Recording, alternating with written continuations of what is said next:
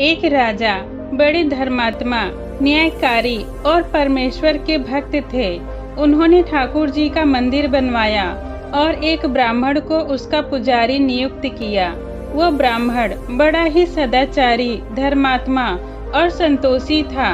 वो राजा से कभी कोई याचना नहीं करता था।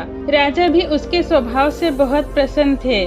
पुजारी को मंदिर में पूजा करते हुए 20 वर्ष गुजर गए। उसने कभी भी राजा से किसी प्रकार का कोई प्रश्न नहीं किया। राजा के यहाँ एक लड़का पैदा हुआ। राजा ने उसे पढ़ा लिखा कर विद्वान बनाया और बड़ा होने पर उसकी शादी एक सुंदर राजकन्या से कर दी। शादी करके जिस दिन राजकन्या को अपने महल में ले आए, उस रात्रि में राजकुमारी को नींद न आई। वो इधर उधर कमरे में घूमने लगी। जब अपने पति के पलंग के पास आई तो क्या देखती हैं कि हीरे जवाहरात से जड़ी मुट्ठी वाली एक तलवार पड़ी है। जब उस राजकन्या ने देखने के लिए तलवार को म्यान से बाहर निकाली, तब तीक्ष्ण धार वाली और बिजली के समान प्रकाश वाली तलवार देखकर वह डर गई। डर के मारे उसके हाथ से तलवार गिर पड़ी और राजकुमार की गर्दन पर जा लगी। राजकुमार का सिर धड़ से अलग हो गया और वह मर गया। राजकन्या पति के मरने का बहुत शोक करने लगी। उसने परमेश्वर से प्रार्थना किया कि हे प्रभु, मुझसे अचानक यह पाप कैसे हो गया।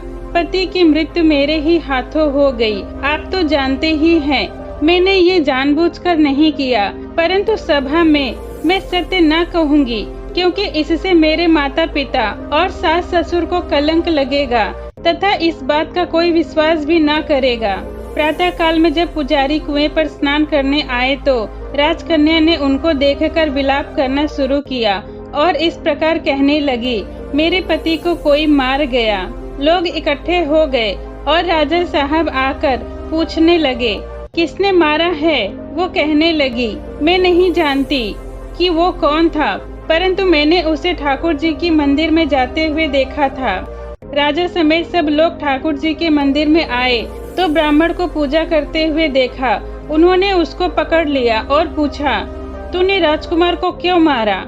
ब्राह्मण ने कहा, मैंने राजकुमार को नहीं मारा, मैंने तो उनका राजमहल भी नहीं देखा है। इसमें ईश्वर साक्षी है। बिना देखे किसी पर अपराध का दोष लगाना ठीक नहीं है। किसी ने ब्राह्मण की कोई बात न सुनी। कोई कुछ कहता तो कोई कुछ। राजा के दिल में बार बार विचार आ रहा था कि यह ब्राह्मण निर्दोष है, परंतु बहुतों के कहने पर राजा ने ब्राह्मण से कहा, मैं तुम्हें प्राण दंड तो नहीं दे सकता, लेकिन जिस हाथ से तुमने मेरे पुत्र को तलवार से मारा है, तेरा वह हाथ काटने का आदेश देता हूँ। ऐसा कहकर राजा ने उसका हाथ कटवा दिया। इस पर ब्राह्मण बहुत दुखी हुआ और राजा को अधर्मी जानकर देश को छोड़कर चला गया। अब वह ब्राह्मण खोज करने लगा कि कोई विद्वान ज्योतिषी मिले तो बिना किसी अपराध हाथ कटने का कारण उससे पूछे। किसी ने उसे बताया कि काशी में एक विद्वान ज्योतिषी रहते हैं। तब वह उनके घर पहुंचा। ज्योतिषी कहीं बाहर गए थे। उसने उनकी धर्म पत्नी से पूछा, माता जी, आपके पति ज्योतिषी जी महाराज कहाँ गए हैं? तब उस स्त्री ने अपने मुख से अयोग्य असह्य दुर्वचन कहे, जिनको सुनकर वह ब्राह्मण हैरान हुआ और मन ही मन कहने लगा कि मैं तो अपना हाथ काटने का कारण पूछने आया था, परंतु अब इनका ही हाल पहले पूछूंगा। इतने में ज्योतिषी भी आ गए। घर में प्रवेश करते ही ब्राह्मणी ने उन्हें अनेक दुर्वचन कहकर उनका तिरस्कार किया, परंतु ज्योतिषी जी चुप रहे और अपनी स्त्री को कुछ भी नहीं कहा। इसके बाद वे अपने आसन पर बैठे। ब्राह्मण को देखकर ज्योतिषी ने उनसे कहा, कहिए ब्राह्मण देवता, कैसे आना हुआ? ब्राह्मण ने कहा, आया तो था अपने बारे में पूछने के लिए, परंतु पहले आप अपना हाल बताइए कि आपकी पत्नी अपनी जुबान से आपका इतना तिरस्कार क्यों करती हैं, जो किसी से भी सहा नहीं जाता और आप सहन कर लेते हैं। इसका कारण क्या है? तब ज्योतिषी ने कहा, ये मेरी स्त्री नहीं, मेरा कर्म है। दुनिया में जिसको भी देखते हो, अर्थात भाई, पुत्र, शिष्य, पिता, गुरु, संबंधी, जो कुछ भी है, सब अपना कर्म ही है। ये स्त्री नहीं, मेरा किया हुआ कर्म ही है और यह भोगे बिना कटेगा नहीं। अपना किया हुआ जो भी कुछ शुभ अशुभ कर्म है वो अवश्य ही भोगना पड़ता है। बिना भोगे तो सैकड़ों करोड़ों कल्पों के गुजरने पर भी कर्म नहीं टल सकता।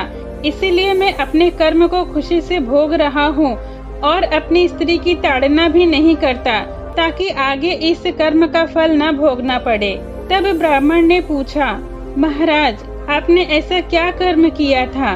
ज्योतिषी ने कहा, सुनिए, पूर्व जन्म में मैं एक कौवा था और मेरी स्त्री गधी थी। इसकी पीठ पर एक फोड़ा हो गया था। फोड़े की पीड़ा से यह बहुत दुखी थी और कमजोर भी हो गई थी।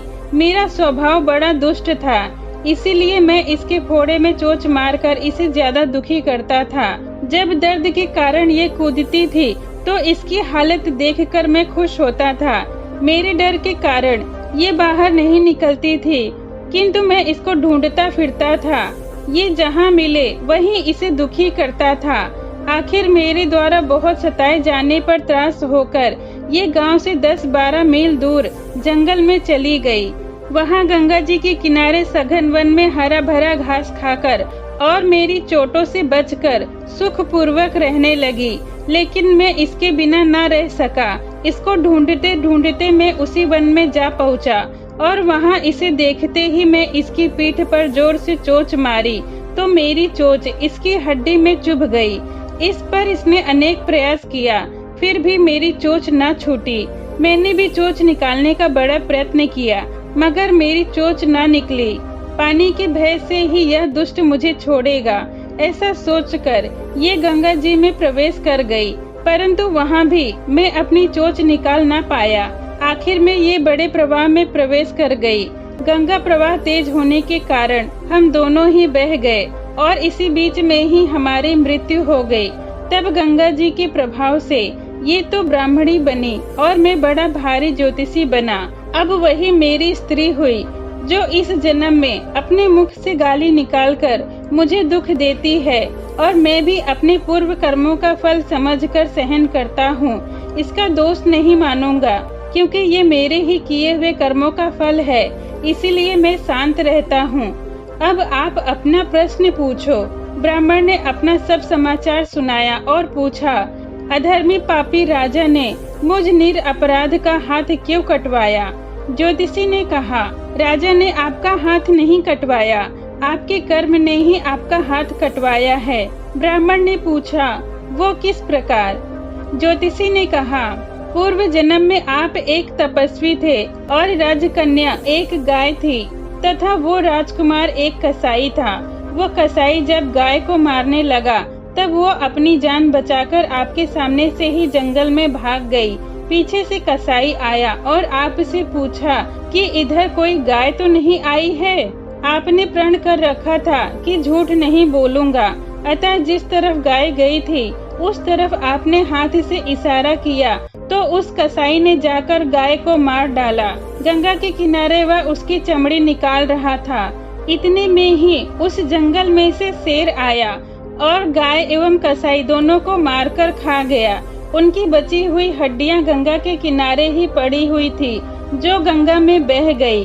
गंगा के प्रताप से कसाई को राजकुमार और गाय को राजकन्या का जन्म मिला, एवं पूर्व जन्म के किए हुए उन कर्मों ने एक रात्रि के लिए उन दोनों को इकट्ठा किया। क्योंकि कसाई ने गाय को हंसिए से मारा था, इसी कारण राजकन्या के हाथों से अनायास से ही तलवार गिरने से राजकुमार का सिर कट गया और वह मर गया। इस तरह अपना फल देकर कर्म निवृत्त हो गया। तुमने जो हाथ का इशारा करके जो कर्म किया था, उस पाप कर्म ने तुम्हारा हाथ कटवा दिया। इसमें तुम्हारा ही दोष है, किसी अन्य का नहीं। ऐसा निश्चय कर सुख पूर्वक रहो, कर्म फल का भोग टलता नहीं। कितना सहज है ज्ञान से युक्त जीवन। यदि हम इस कर्म सिद्धांत को मान ले और जान ले तो पूर्वकृत घोर से घोर कर्म का फल भोगते हुए भी हम दुखी ना होंगे, बल्कि अपने चित्त की समता बनाए रखने में सफल होंगे। तो दोस्तों, आपको ये कहानी कैसी लगी कमेंट में जरूर बताएं। वीडियो पसंद आई हो तो लाइक करें। ऐसे ही कहानियों के लिए मेरे चैनल को सब्सक्राइब करें। ये वीडियो देखने के लिए आपका धन्यवाद।